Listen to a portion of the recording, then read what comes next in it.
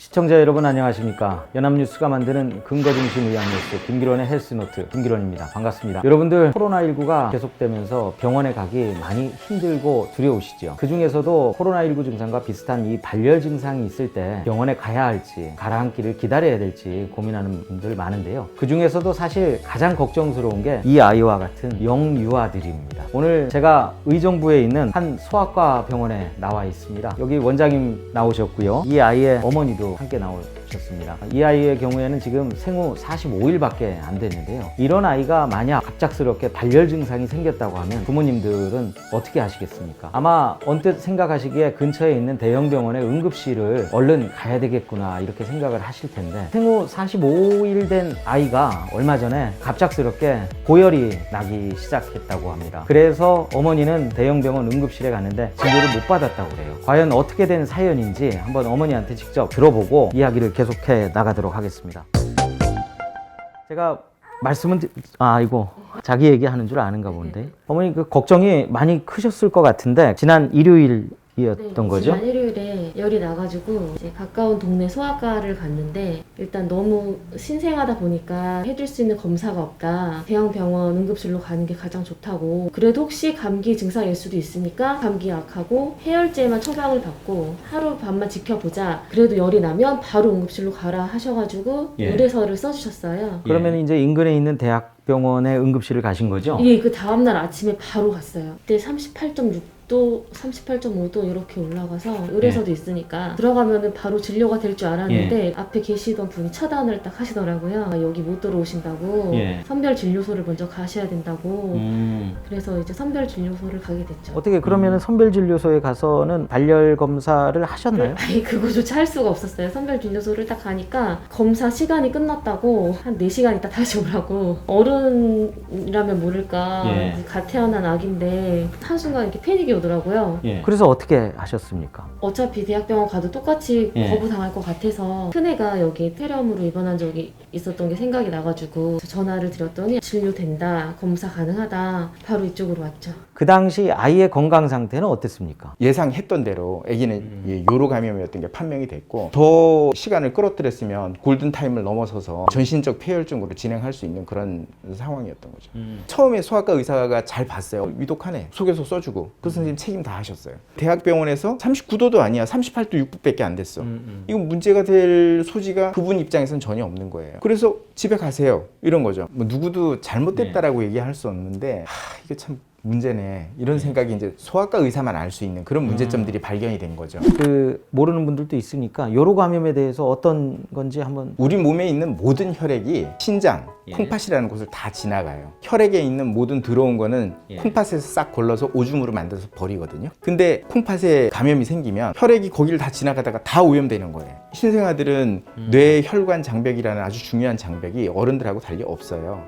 그러면 뇌까지도 영향이 갈 수가 있는 그런 무서운 상황인데, 백혈구 수치가 정상 수치가 12,200인데 입원 당시에 14,700까지 엄청 많이 올라가 있었어요.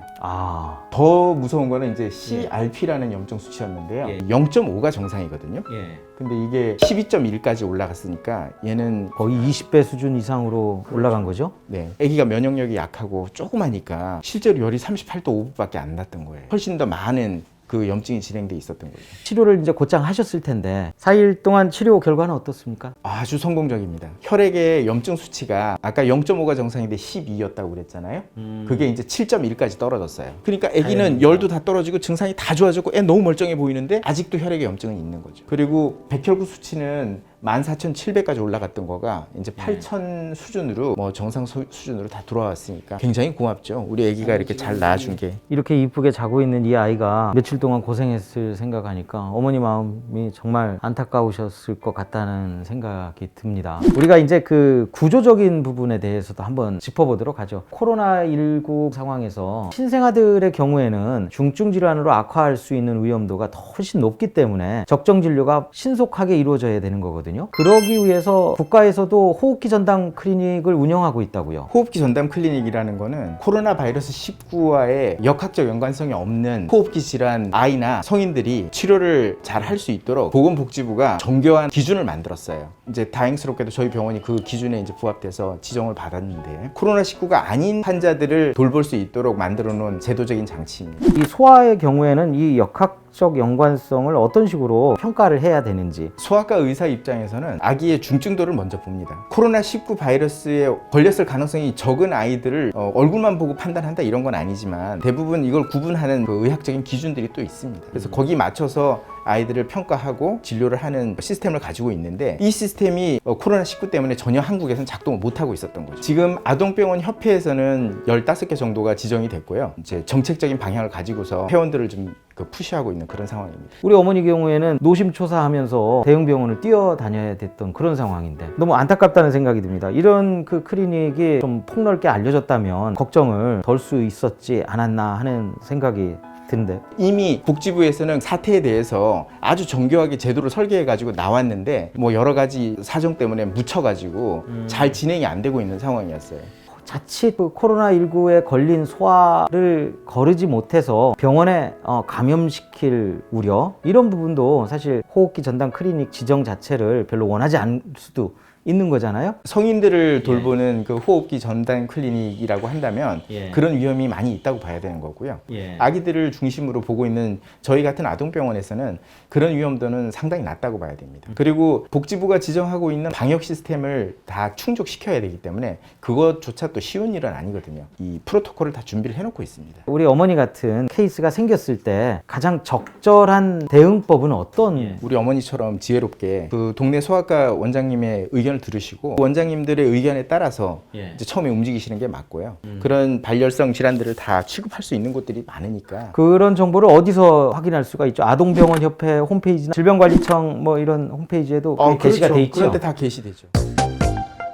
근거중심 의학뉴스 김기론의 헬스노트 이번 시간 어떠셨습니까? 사실 오늘 얘기의 핵심은 아이들한테 감기와 같은 증상이 나타나는 건 하루 이틀 일이 아니거든요. 코로나19와 상관없이 그동안 계속되어 왔고 그 치료법은 이미 확립이 됐었던 것입니다. 그런데 코로나19 상황이라고 해서 그 아이들이 제대로 된 그런 치료를 받지 못하는 경우가 발생해서는 절대로 안 된다는 것이죠. 그렇기 때문에 이 코로나19와 같은 감염병 상황이 지속되는 경우 다른 감염병이 또 침습을 해온다고 하면 충분히 대응할 수 있는 시스템을 국가적으로 갖춰놓는 게 무엇보다 중요할 것 같습니다. 그게 바로 호흡기 전담 클리닉과 같은 그런 사례가 되지 않을까 생각이 되고요. 마지막으로 김기론의 헬스노트 좋아요, 구독 한번 외쳐보실까요? 그럴까요? 자, 김기론의 헬스노트 좋아요, 구독 부탁합니다.